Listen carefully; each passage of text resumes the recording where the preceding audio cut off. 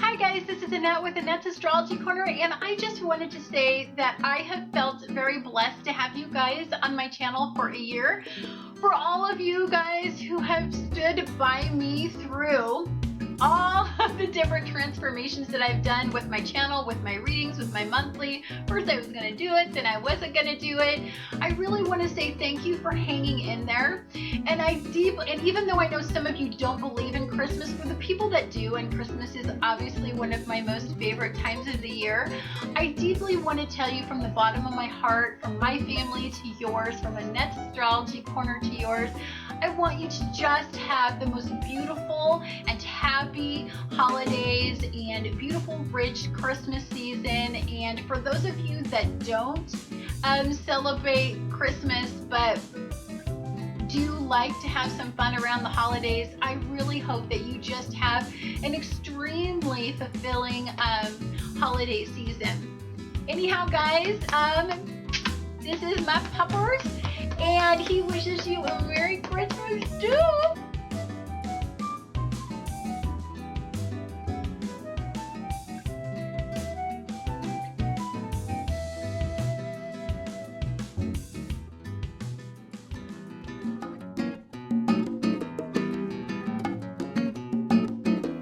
Hi Libra, this is Annette with Annette's Astrology Corner, and this is your December forecast.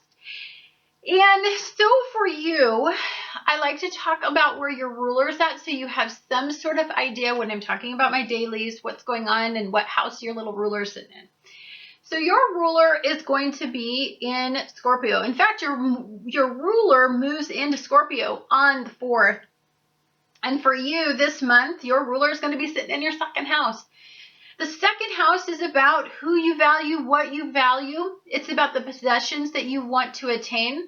It's about forms of recognition. It's about what motivates you to move forward and attain the things that you want, and what makes you seek value in yourself. So for you, your ruler sitting in that second house is going to be conjuncting the sun in Sagittarius in the 4th house on the 4th. So you're also going to be doing a lot of 12th house work in aligning yourself with your day-to-day routines with what you value, who you value, and getting people on board with, probably setting very powerful boundaries, probably aligning yourself with thinking outside of. This isn't going to be so much about the material possessions as it is going to be about people appreciating how much work you put into moving forward. You want some freedom in your family. You don't want to be working really hard to please everybody. So this is about valuing yourself enough to walk away and let some of the other family members start to take up some of the burdens that you have been doing in your people-pleasing stage anyway. There was a dog, and I didn't want you guys to hear it barking next door. So in the 9th house, Mercury moves into Capricorn. On the 9th, Mercury moves into Capricorn for you. Your Venus is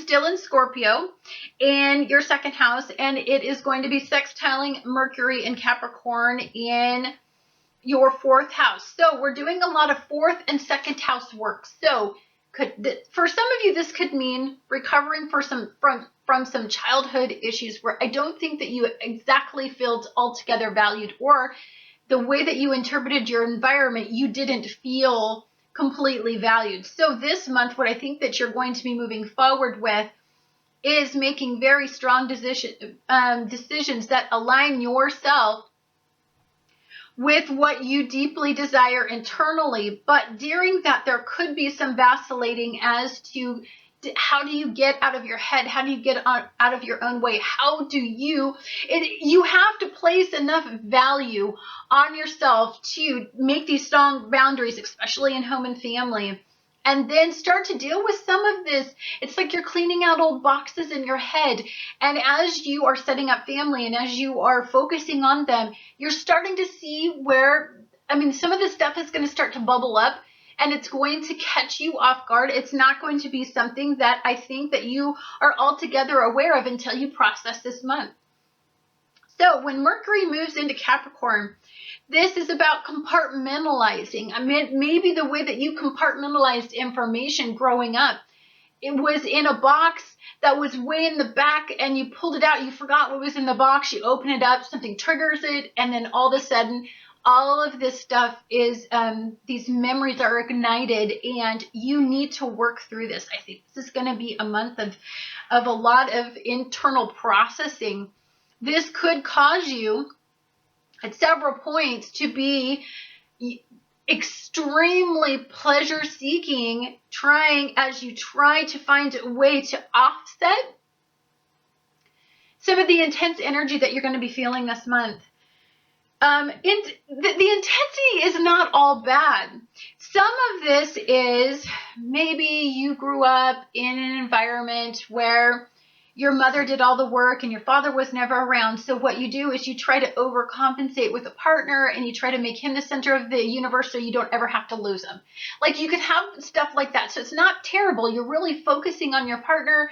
You're really trying to make him feel loved. But there's a more temperate approach to, it's like you have to place enough value to know that he won't leave. So you don't have to go to that extra degree to keep that partner there, or a family member there. So it could be aligning yourself with some of these things that you may have even hidden from yourself. So then on the 11th, we have a new moon in Sagittarius. For you, this is going to be happening in your 3rd house, and your ruler is still going to be in the 2nd house, which is in a beautiful sextile with Mercury and Capricorn.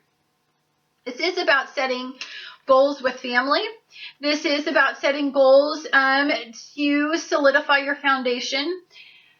I want to say that for many of you, this is about making these decisions can be somewhat unsettling, because it's making very committed decisions that I think always have an underlying emotional tone to them that I don't think that you understand, that you're fully aware of. As you're releasing yourself from these codependencies, and as you are standing up and aligning yourself with you, moving forward, being an independent creature can be somewhat difficult, because the new moon is going to emphasize the fact that you need to individuate yourself.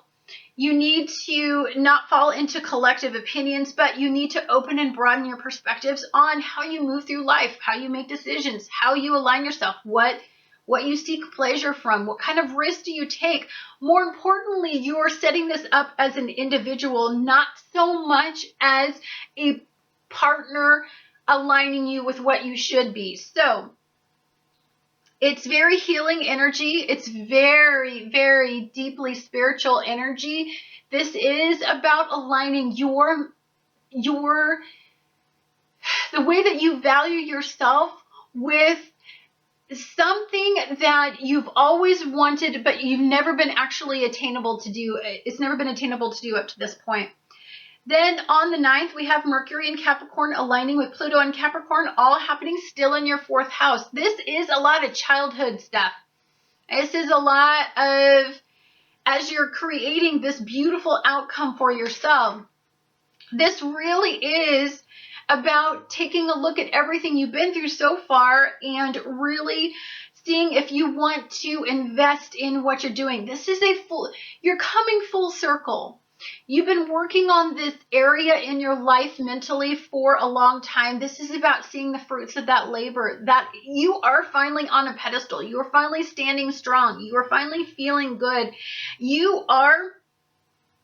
It's like you're leading for once instead of being the follower. And that is such a release for you. And it really makes you feel empowered. I feel very good for you in this energy. On the 19th, when we have Mercury aligning with Pluto, Mercury, the way that you think, is aligning with the planet of power.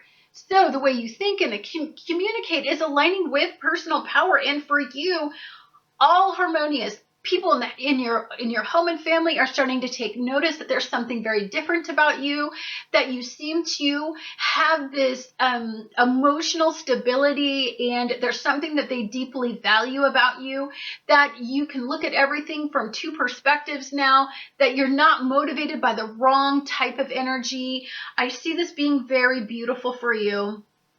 And even if there is a Uranian moment that comes up and causes you to have some sort of instability, maybe there's something that triggers some sort of childhood issue, or maybe there's some family member that triggers some childhood issue, especially since we're kind of getting close to the holidays.